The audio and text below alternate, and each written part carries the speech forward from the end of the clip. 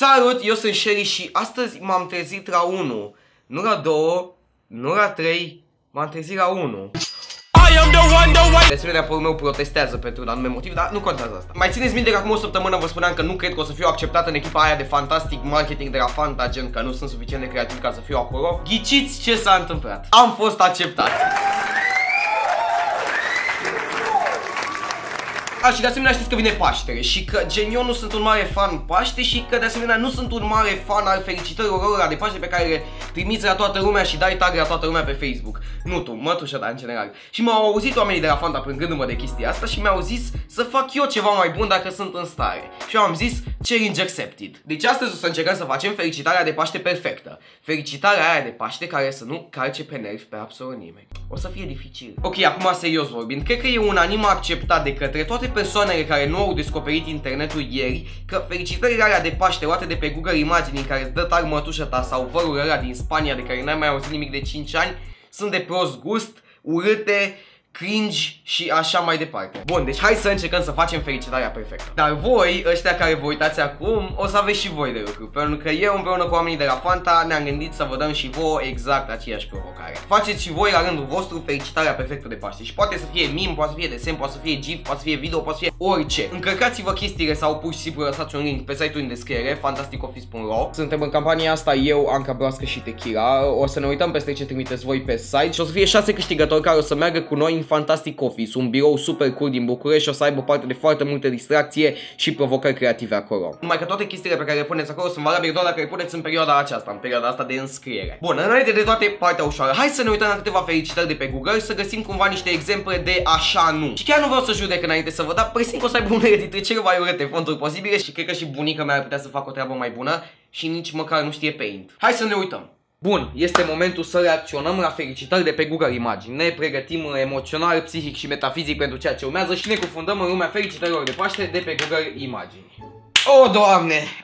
De ce atâtea poze cu ouă? De ce Paștele înseamnă numai ouă și iepuraș? Pentru fiecare om Paștele înseamnă ceva diferit. Dar toate aceste felicitări sunt cu chestii pe un fundar alb. Ce font e ăsta și de ce e galben? Că de-abia poți să citești doar chestia asta. De ce Comic Sans? De ce? Ok, ideea e că eu nu sunt designer, dar am învățat un pic de design în viața mea. Și dacă vreți să învățați de la mine esența designului într-o singură propoziție, esența designului e Comic Sans e oribil. Fontul Comic Sans e un font oribil. De ce ai pune niște cești? De ce? Vai, uite ce drăguț. Încearcă să fie diferit. A pus și cozonacul și lumânarea. Sunt zile când ne reamintim să fim mai buni, mai plini de dragoste, cu inima mai caldă și mai deschisă.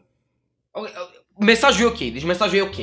Și ce Dumnezeu? Poate o să ziceți că n-am eu gusturi, dar mi se pare că e una mai urâtă decât cealaltă, serios. Ok, teoretic ar trebui să reacționez la mai multe, dar deja mi-am făcut o părere și credeți-mă, nu mai pot, deci nu mai pot. Ok, deci hai să ne facem o listă cu ce trebuie evitat. Fonturile hidoase, pozele alea clasice cu iepuraș și cu ouă și cu alte prostii. Și cel mai important, trebuie să evităm mesajele alea clasice pe care le dă toată lumea de când a apărut SMS-ul încoace, pentru că trebuie să le placă tinerilor, nu oamenilor de vârstă cu mătușa ta.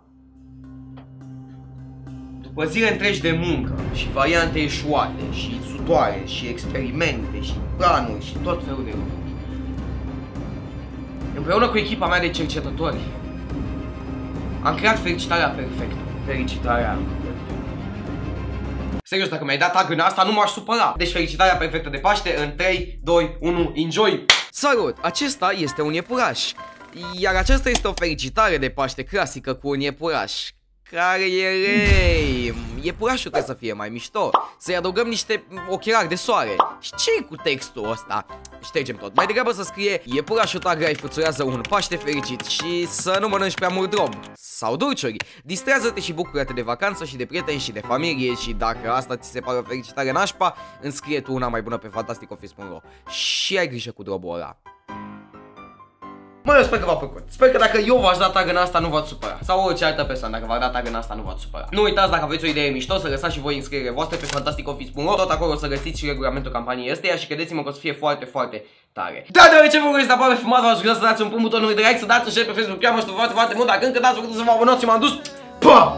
Yeah, hundreds on my bed, flexing with the bill. Roses in my wallet and I'm flexing it for real. Racks and racks and racks, I look like rookie of the year. Frontin' with the cash, it's getting moody over here.